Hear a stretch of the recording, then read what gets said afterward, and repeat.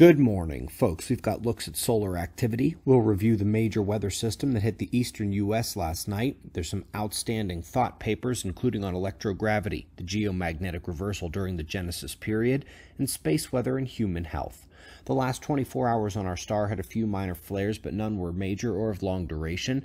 There are a number of plasma filaments on the Earth-facing disk, a few sunspot groups, with another turning into view, and of course, the large dark coronal hole. We have entered the phase of sunspot maximum where large low-latitude coronal holes will be seen regularly for the next year or two. This one will face Earth tonight, starting the earthquake watch, with its solar wind due to arrive middle of the week. We'll have our eyes on it.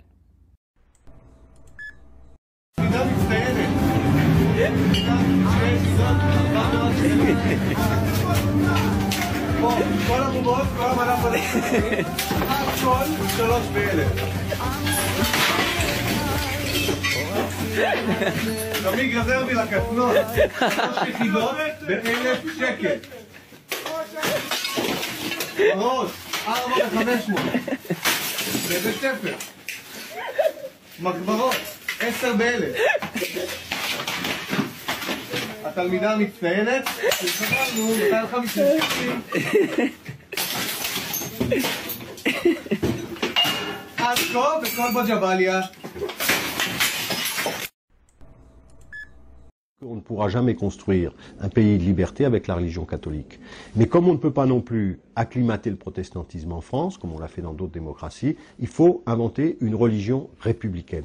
Cette religion républicaine, qui doit accompagner la révolution matérielle, mais qui est la révolution spirituelle, c'est la laïcité.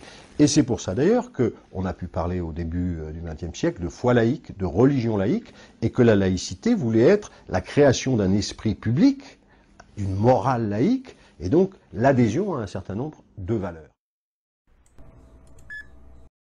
Pourquoi est-ce que les églises de Jérusalem, orthodoxes, arméniennes et catholiques, ont-elles décidé dimanche de fermer purement et simplement ce lieu saint du christianisme, Slimane?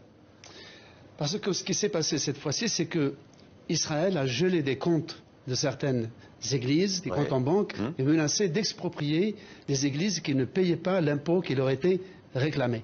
Or, qu'est-ce qui se passe? C'est que depuis 1967, quand Israël a annexé la Jérusalem-Est, et depuis 1980, quand il l'a occupé en 67, annexé en 80 et déclaré comme capitale éternelle de l'État d'Israël, l'administration israélienne envoie chaque année aux églises, mais aussi à leurs dépendances, c'est-à-dire les hospices, les centres sociaux, les hôpitaux, les orphelinats, les écoles, leur avis de paiement d'impôts. Et alors chaque année, ces églises remettaient les enveloppes qu'elles recevaient du fisc israélien et les renvoyaient à l'administration israélienne. Pourquoi elles refusaient de payer? Parce qu'elles estimaient qu'il y avait deux arguments historiques pour lesquels Israël n'était pas habilité à leur demander des impôts. Un, l'occupation de la ville et son annexion n'étaient pas reconnues par le droit international, mais aussi et surtout, c'est que les lieux saints chrétiens sont soumis à un régime juridique international qui remonte à la moitié du XIXe siècle et qui les exempte d'impôts. Or, c'est cette règle qu'Israël entend remettre en cause. Par exemple, il veut préserver les lieux de culte de l'impôt. Par contre, toutes les dépendances, c'est-à-dire, comme je l'ai dit, les hospices, orphelinats, centres sociaux, écoles, il veut les imposer parce qu'il les considère comme des lieux lucratifs. Et ça concerne à peu près 800 à 900 sites dans Jérusalem, parmi lesquels 15 sont sous la protection de la République française depuis 1901 et font donc leur exemption fiscale fait l'objet d'un traité international signé entre l'Empire ottoman et la France. Et pourquoi cette affaire a pris cette ampleur? C'est que le jeune État d'Israël en 1948 a validé, homologué et reconnu ces traités internationaux qui remontent à l'époque ottomane et qui garantissent l'exemption fiscale de toutes ces églises.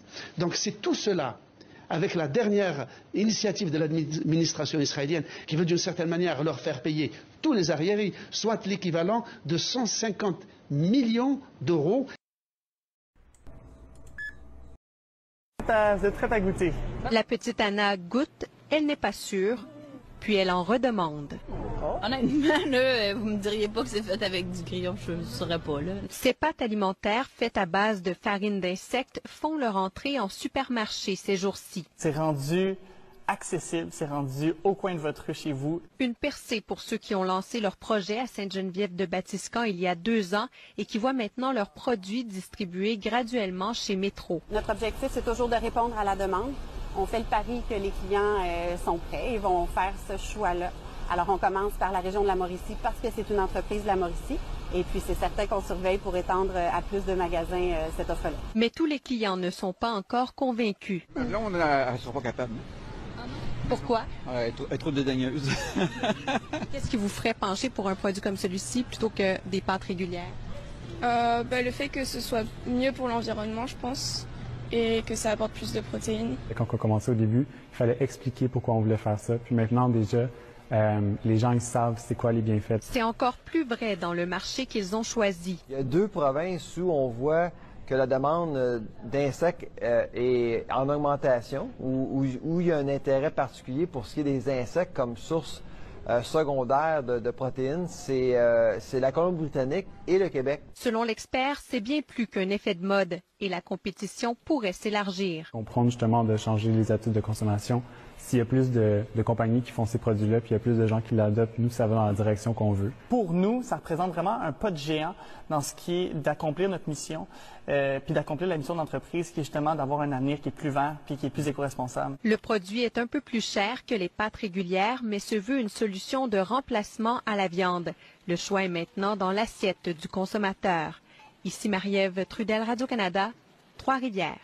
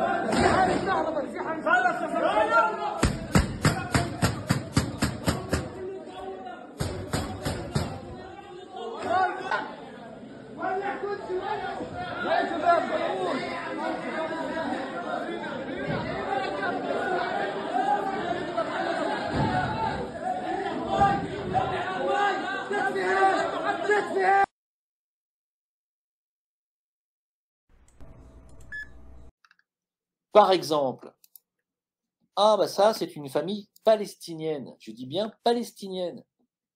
C'est des êtres humains, des enfants, n'est-ce pas? Oui, des êtres humains, oui, je sais, ça dérange beaucoup de gens, mais c'est des êtres humains.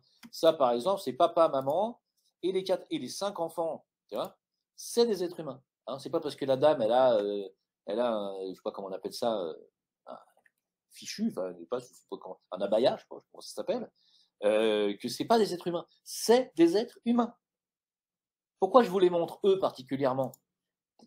Parce que ils sont tous morts.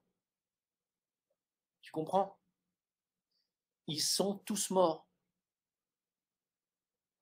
Vous pigez? Fahim Hassanin, son épouse Mouna Chamali, qui était une poète talentueuse, et leurs 5 filles, Juman, Maria, Yaman, Bissan et Yafa, ils sont tous morts. Vous pigez? Vous comprenez pourquoi je vous le montre? Pour l'instant, sans la Chine, elle ne peut pas se faire. Et pour fabriquer des mâts d'éoliennes, pour fabriquer le ciment qui rentre dans les 1000 tonnes de béton ou les 1500 tonnes de béton, parce que quand on a des éoliennes plus puissantes à 8 mégawatts, il faut 1500 tonnes. Hein, pour les éoliennes qu'on voit sur le bord de nos autoroutes en France, c'est des petites éoliennes, c'est pas méchant, c'est 800-900 tonnes. Mais quand même, pour fabriquer, il faut, je crois, à peu près un quart de ciment. Hein. Donc, si on prend une moyenne de 1000 tonnes par pied d'éolienne, ça veut dire qu'il faut quand même 250 tonnes de ciment, ce qui consomme une énergie folle, évidemment, pour obtenir ce ciment. Les mâts des éoliennes, là aussi, il faut fondre le métal. Et puis ensuite, les éoliennes, il faut les relier. Alors les relier à des alternateurs qui égalisent le courant, là, qui met le bon voltage. Et puis ensuite, il va falloir mettre du cuivre pour relier les les centres qui collectent l'électricité, notamment en mer, par exemple, l'éolien en mer, il va falloir le ramener à terre, donc il va falloir le redispatcher vers toutes les bornes de recharge automatique, les bornes de recharge électriques, ce qui va représenter des millions de tonnes de cuivre. Voilà. Et ce cuivre, pareil, il va falloir l'extraire de la croûte terrestre. Donc évidemment, ça va nécessiter une noria de très très gros camions, de très très grosses broyeuses, et puis ensuite de très très gros fourneaux pour produire des lingots de cuivre. Même chose pour l'aluminium, pour les mâts d'éoliennes.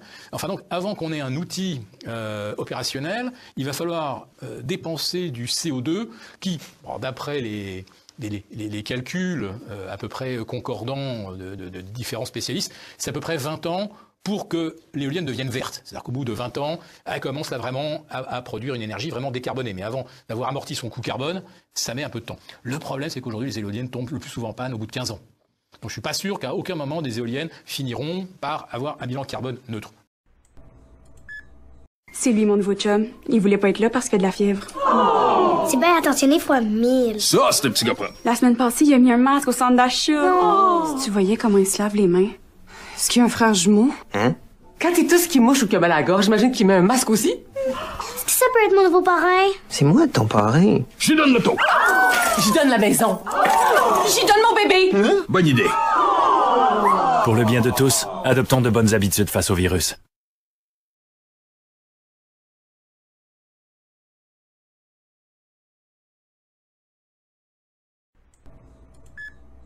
Unbekannte köpfen riesigen Leuchtteddy. Der 4 Meter große lila Bär gehört zur Deko des Dresdner Augustusmarktes. In der Nacht zum Sonntag haben 2 Unbekannte so stark an dem Teddy gewackelt, dass dieser seinen Kopf verlor. Danach flüchteten die beiden. Nun bittet der Betreiber des Augustusmarktes mögliche Zeugen darum, sich bei der Polizei zu melden. Красота-то какая!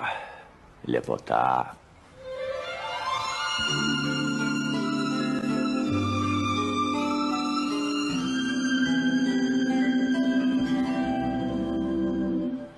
Лепота.